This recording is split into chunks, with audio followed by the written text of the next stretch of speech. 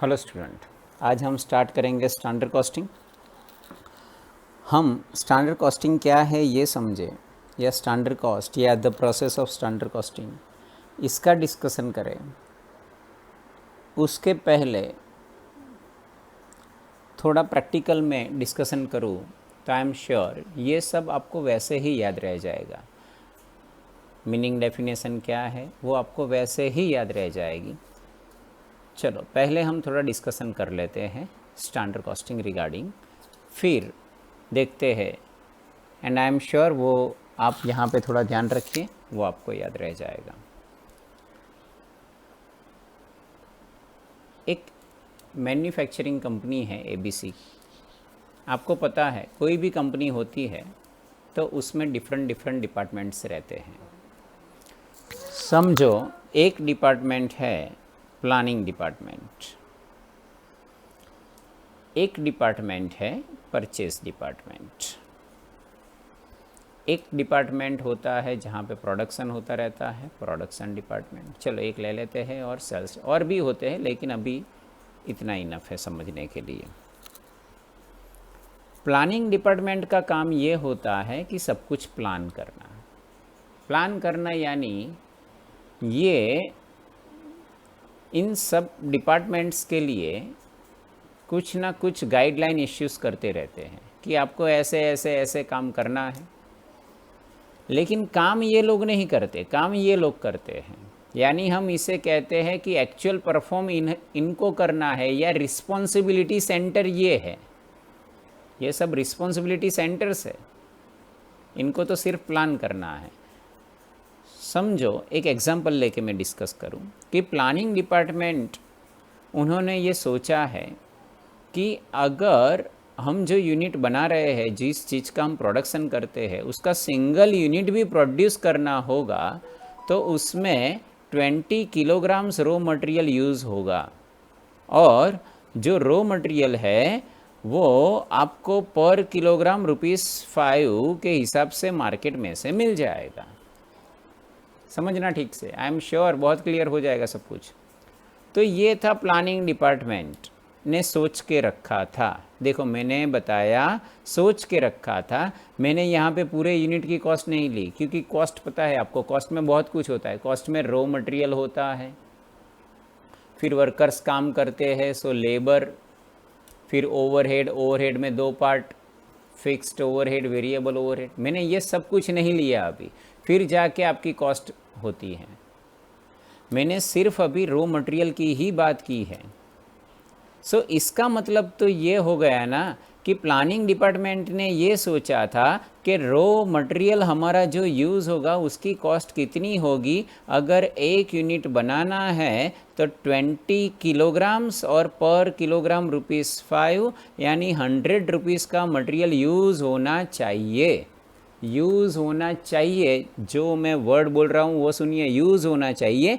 इसीलिए हम इस कॉस्ट को, इस रॉ मटेरियल कॉस्ट को कह सकते हैं प्री डिटरमाइंड कॉस्ट। हमने पहले से तय करके रखा है। और यू से एस्टिमेटेड कॉस्ट, एस्टिमेटेड कॉस्ट, और यू से स्टैंडर्ड कॉस्ट, और यू से स्टैंडर्ड कॉस्ट, जो आपने पहले से डिसाइड करके रखा है कि ऐसे ऐसे कुछ होगा। It's a standard cost of raw material, और इसे pre determined cost of raw material, और इसे estimated cost of raw material. लेकिन परफॉर्म इनको नहीं करना, परफॉर्म इनको करना है। जैसे रॉ मटेरियल की प्राइस दी गई थी पर किलोग्राम ₹5, लेकिन मार्केट में परचेस करने कौन जाएगा? परचेस डिपार्टमेंट के कुछ लोग जाएंगे। परचेस डिपार्टमेंट वाले मार्केट में गए और 10,000 किलोग्राम्स मार्केट में से लेके आ गए। और किस प्राइस से लेके आए? तो पर किलोग्राम ₹6 पेमेंट किया, यानी 60,000 का पेमेंट करके आ गए रॉ मटेरियल का। 10,000 किलोग्राम्स परचेस किया और पर किलोग्राम ₹6 पेमेंट किया। तो अब तो डिफरेंस निकला। क्यों डिफरेंस निकला? क्योंकि हमने तो कहा था कि ₹5 में परचेस करना है, आप ₹6 में परचेस करके आ गए। चलो कोई बात नहीं, अभी और एक आगे ले लेते हैं। यही 10,000 किलोग्राम्स जो परचेस डिपार्टमेंट वाले परचेस करके आए, उन्होंने प्रोडक्शन डिपार्टमेंट में दे दिया, और प्रोडक्शन डिपार्टमेंट ने उसका यूज़ कर लिया कि भाई 10,000 किलोग्राम्स पूरा यूज़ कर लिया, और यूनिट्स बनाए 550। यानी कहने का मतलब क्या हुआ कि 550 यूनिट्स में कितना रॉ मटेरियल गया, 60,000 का। यानी ये हो गई actual cost of manufactured units, actual cost, लेकिन रॉ मटेरियल की एक्चुअल कॉस्ट। ठीक है, अभी रॉ मटेरियल पे ही रुके हैं हम, ये सब नहीं लिया मैंने। तो हम कहेंगे कि 550 यूनिट्स में 60,000 रुपीज़ का रॉ मटेरियल गया। लेकिन जिस हिसाब से आपने स्टैंडर्ड सेट किया था कि एक यूनिट बनाने में रॉ मटेरियल 100 रुपीज़ का जाना चाहिए, सो रॉ मटेरियल कॉस्ट की अगर मैं बात करूं तो रॉ मटेरियल कॉस्ट कितनी होनी चाहिए थी? So the raw material cost should have occurred, कितनी होनी चाहिए थी? Should have occurred for actual production, जो आपने एक्चुअल प्रोडक्शन किया ना उसमें कितनी होनी चाहिए थी? तो एक यूनिट के लिए अगर 100 रुपीज़ का रॉ मटेरियल मैंने सोचा है तो 550 यूनिट्स बनाया ना, तो उसमें 55,000 का रॉ मटेरियल यूज़ होना चाहिए था। सो जो आपने एक्चुअल प्रोडक्शन किया उसमें रॉ मटेरियल यूज़ होना चाहिए था 55,000, बट एक्चुअल कितना यूज़ हुआ? 60,000। तो मुझे बताइए इन दोनों में डिफरेंस आया या नहीं आया? यस सर, डिफरेंस निकला। सो ये जो डिफरेंस निकला उसका ही दूसरा नाम है वेरिएंस, उसका ही दूसरा नाम है वेरिएंस। सो इसे आइडेंटिफाई करने के लिए, अब देखो वर्ड जो मैं बोल रहा हूँ वो ठीक से सुनना। इस वेरिएंस को आइडेंटिफाई करने के लिए मैन्युफैक्चरर एक सिस्टम यूज़ करता है, और उसी सिस्टम को हम स्टैंडर्ड कॉस्टिंग कहते हैं। पता चला? यानी स्टैंडर्ड कॉस्टिंग क्या है? तो standard costing it is an accounting system. ये क्या है? सिस्टम है, used by some manufacturers. Manufacturers use करते हैं। क्यों यूज़ करते हैं?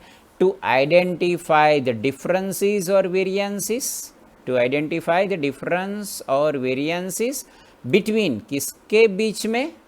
the actual cost of the goods that were produced, जो प्रोड्यूस हुआ है उसकी actual cost, and the cost that should have occurred for the actual goods produced.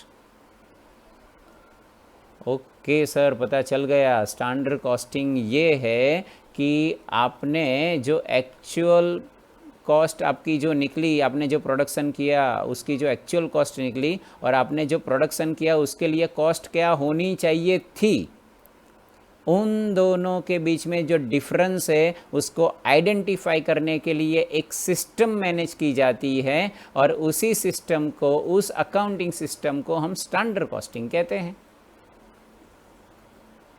Yes, उसी को हम स्टैंडर्ड कॉस्टिंग कहते हैं। मैंने सिर्फ रॉ मटेरियल लिया, अगर मैं रॉ मटेरियल में लेबर को भी ले लूँ, ओवरहेड में वेरिएबल ओवरहेड, फिक्स्ड ओवरहेड भी ले लूँ, तो मुझे पूरी कॉस्ट मिल जाती।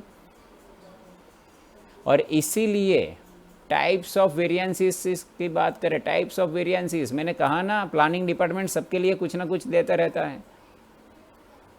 जैसे परचेस डिपार्टमेंट को कहा होगा इस प्राइस से आपको परचेस करना है, प्रोडक्शन डिपार्टमेंट को कहा होगा कि इतना रॉ मटेरियल यूज़ किया है तो इतने यूनिट्स प्रोड्यूस करना है, या फिर इतना प्रोड्यूस किया है तो इतना रॉ मटेरियल यूज़ होना चाहिए। वर्कर्स को कहा होगा कि इतने आवर्स में इतना प्रोडक्शन होना चाहिए, और आपको इस रेट से पेमेंट हम करेंगे, लेकिन एक्चुअल कुछ अलग हो गया होगा। सो लेबर रेट में डिफरेंस होता है, लेबर की एफिशिएंसी प्लस माइनस रहती है, रॉ मटेरियल की प्राइस में कुछ फ़र्क रहता है, रॉ मटेरियल का यूज़ कुछ अलग हो जाता है।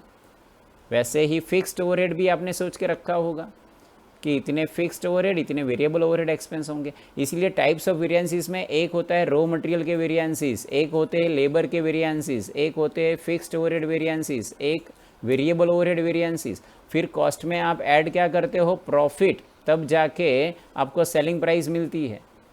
सो एक होता है सेल्स वेरिएंसेस और एक होता है सेल्स मार्जिन, प्रॉफिट यानी margin variances. So types of variances की बात करें ना तो इतने वेरिएंसेस आते हैं। ये तो सिर्फ मैंने रॉ मटेरियल लिखा और ये भी अभी डिस्कशन किया है। आई एम डैम श्योर जब मैं ये हर एक के सेपरेट लेक्चर्स जब बनाऊंगा और अपलोड करूंगा, रॉ मटेरियल क्लियर हो जाएगा, वेरी क्रिस्टल क्लियर हो जाएगा आपका, labour, fixed overhead, variable overhead, सब कुछ। Okay, so standard costing system अब समझ लीजिए। ये रहा आपका स्टैंडर्ड कॉस्टिंग। मैंने क्या बताया था, standard costing is an accounting system. ये अकाउंटिंग सिस्टम है used by some manufacturers to identify the difference. किस लिए वो यूज़ करते हैं, आइडेंटिफाई द डिफरेंस और वेरिएंस बिटवीन, किसके बीच में, the actual cost of the goods that were produce, जो आपने बना लिया उसकी जो एक्चुअल कॉस्ट हुई, and the cost that should have occurred for the actual goods produce, जो आपने एक्चुअल गुड्स प्रोड्यूस किया उसके लिए जो कॉस्ट होनी चाहिए थी, उन दोनों को बीच का जो डिफरेंस है वो वेरिएंस आइडेंटिफाई करने के लिए कुछ मैन्युफैक्चरर्स अकाउंटिंग सिस्टम डेवलप करते हैं, उसे स्टैंडर्ड कॉस्टिंग कहा जाता है। ओके सर, तो स्टैंडर्ड कॉस्टिंग आपको पता चल गया है।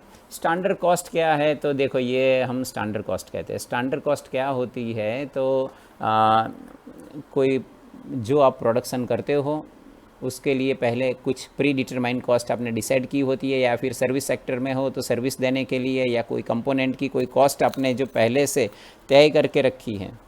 और क्यों तय करके रखी है, क्योंकि आप यूज़ कर पाओ कि ये जो काम कर रहे हैं उनका परफॉर्मेंस ठीक से हुआ या नहीं, या फिर आपके स्टॉक की वैल्यूएशन करने के लिए वो स्टैंडर्ड कॉस्ट यूज़ किया जाता है।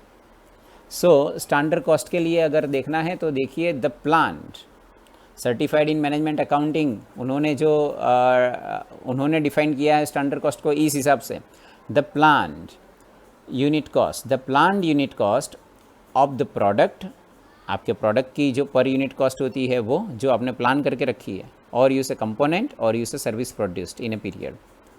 और द स्टैंडर्ड कॉस्ट में be determined by number of basis. देखो number of basis standard cost होती है, कितने नंबर्स प्रोड्यूस कर रहे हैं वो तो ज़्यादा मैटर करता है। The main use of standard cost is in performance measurement, क्योंकि मेन यूज़ यही है, आपने जो स्टैंडर्ड सेट किया उस हिसाब से काम हुआ या नहीं हुआ। नहीं हुआ तो इन्वेस्टिगेट कीजिए क्यों नहीं हुआ, हो सकता है कुछ गलती हो गई हो, वो आगे की बात है। इज़ इन परफॉर्मेंस मेजरमेंट, फिर कंट्रोल स्टॉक वैल्यूएशन के लिए, and in the establishment of selling price. आपको पता है हम कोटेशन देते हैं, कोटेशन क्यों देते हैं, कोटेशन कैसे डिसाइड करते हैं। सो कोटेशन की जो प्राइस डिसाइड होती है ना वो स्टैंडर्ड कॉस्ट ही होती है। हम ऐसा नहीं करते कि 1 लाख यूनिट्स का ऑर्डर मिलने वाला है तो 1 लाख यूनिट्स बना दीजिए और फिर कोटेशन दीजिए। हम पहले से डिसाइड करते हैं कि इतनी इतनी कॉस्ट होगी। सो वो जो कॉस्ट आपने डिसाइड की ना वो स्टैंडर्ड कॉस्ट है। So the establishment of selling prices, तो ये स्टैंडर्ड कॉस्ट है आपकी, ये स्टैंडर्ड कॉस्टिंग है। और इसकी प्रोसेस पूरी आप देख लो, हमने यही किया है। पहले क्या किया, सेटिंग ऑफ स्टैंडर्ड्स, हमने स्टैंडर्ड सेट किया कि इतना इतना होना चाहिए। फिर हमने असर्टेनिंग ऑफ एक्चुअल कॉस्ट कितनी हुई वो देखा। फिर इन दोनों के बीच का difference, comparison of actual cost and standard cost comparison की। फिर जो भी डिफरेंस निकला उसका इन्वेस्टिगेशन हमें करना चाहिए और रीजंस फाइंड आउट करने चाहिए कि वेरिएंसेस क्यों हुआ। फिर उसको प्रॉपर डिस्पोजिशन करना है, यानी कहने का मतलब ये है कि उसकी प्रॉपर एंट्री करनी पड़ती है। कॉस्टिंग P&L में अगर ट्रांसफ़र करना है तो वहाँ पे उसकी journal entries, ledgers, posting, trial balance sheet बनाना, ये सब कुछ होता है इसका, लेकिन वो बात की बात है। लेकिन आप ये समझिए, नेक्स्ट लेक्चर मेरा होगा मटेरियल वेरिएंसेस रिगार्डिंग। आप देखिए, आई एम श्योर 100% मटेरियल के वेरिएंसेस आपको आ जाएंगे। मिलेंगे नेक्स्ट लेक्चर में। All of you good bye, take care.